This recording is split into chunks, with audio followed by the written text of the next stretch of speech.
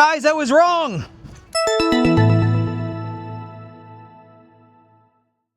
This is a castration rubber band. It's a very small rubber band that is placed over the scrotum of the goat that you want to turn into a wether. Wow.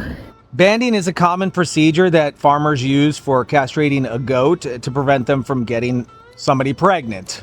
Now, Forrest here is only 25 days old, but he's already showing interest in the ladies. And I was asked on my live stream this morning, why don't I wether him now, castrate him now, to avoid him getting anybody pregnant? And then I continued to explain why I don't do it. But I have an admission to make. I was wrong. And I told you that when you put the rubber band on their testicles, that what happens is it prevents the urethra from actually growing. I'm going to be man enough to tell you guys that I was wrong. I made a mistake, and I've had the information mixed up for a while. When you put the rubber band on the testicle of a goat, it does reduce the growth of the urinary tract, thus making it possible for him to have a lodged stone in there, urinary calculi. But I explained it that as he grows bigger, the pressure from the rubber band is going to put unnecessary strain and restrict the growth and make the urethra be smaller. But it's not because the rubber band is actually creating pressure on the testicles, and as he grows, it shrinks the urethra. It's actually because of hormones. Hormones are created from testosterone. Testosterone is located inside of the scrotum. But either way, I'm going to be man enough to let you guys know I was wrong and explain to you really what happens when you place the rubber band on the scrotum. You see, the scrotum is actually the carrier for the testosterone. When you place the rubber band on the scrotum, you cut off the blood supply and you also cut off the source of testosterone. What is testosterone used for? Well, it gives this guy his little sex drive.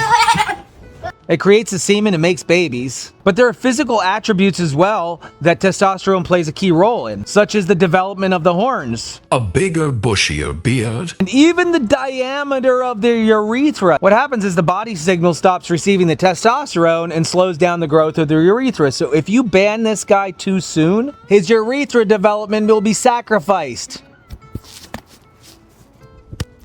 His body will stop producing the testosterone, thus making the urethra smaller. And that's a bad thing when it comes to later on in life if they develop kidney stones. Now, kidney stones don't just happen because. It comes down to providing fresh water, proper food, nutrition. Girl goats don't have the same problem. That's my ear. Sometimes the blockage can happen near the tip of the penis, and they can do a thing called a pizzle snip. Exactly the way it sounds, to try to get the stones out. Extremely painful. So if I decided to ban him today, we're not setting ourselves up for a good future.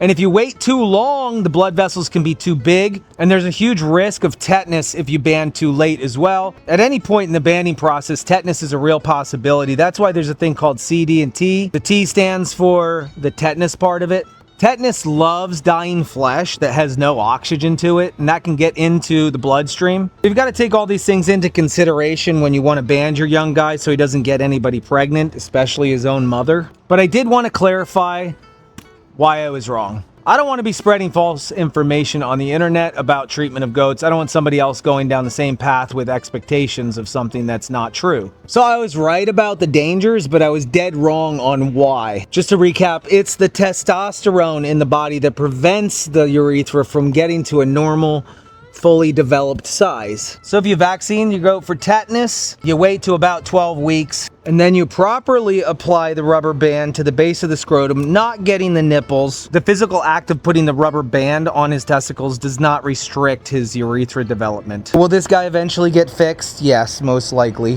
Spay and neuter. Spay and neuter. So even though my story sounded convincing, it was actually false.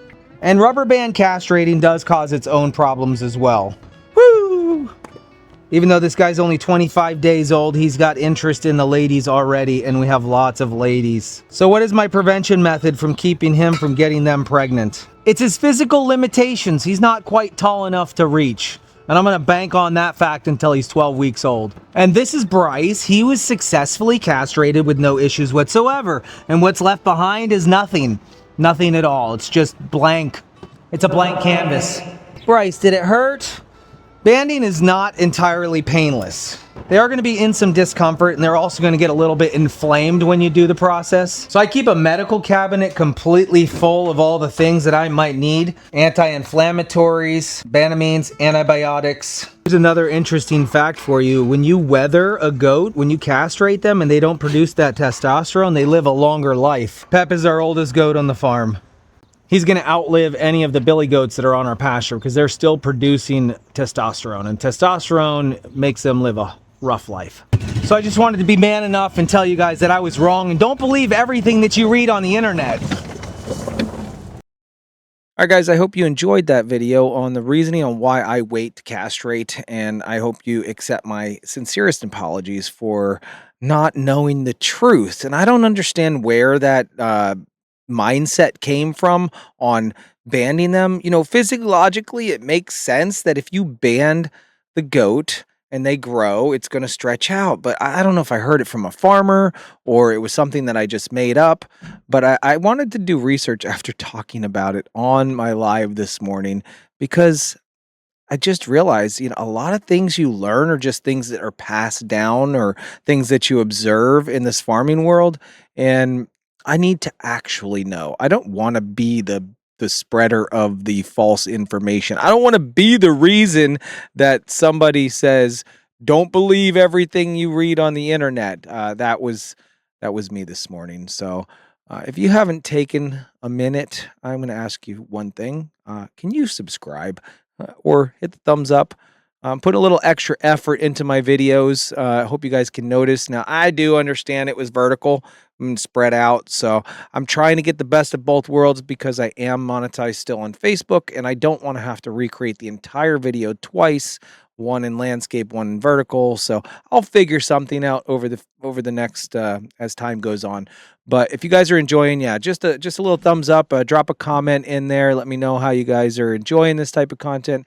And I will see you on the next one. I'm trying to put out something every single day. And don't forget, I have the Goatfather channel. And we also have It All Started with Little Hope, which is my wife's channel, which she sells merchandise and does stuff with the chickens. And it's interesting stuff. It's interesting.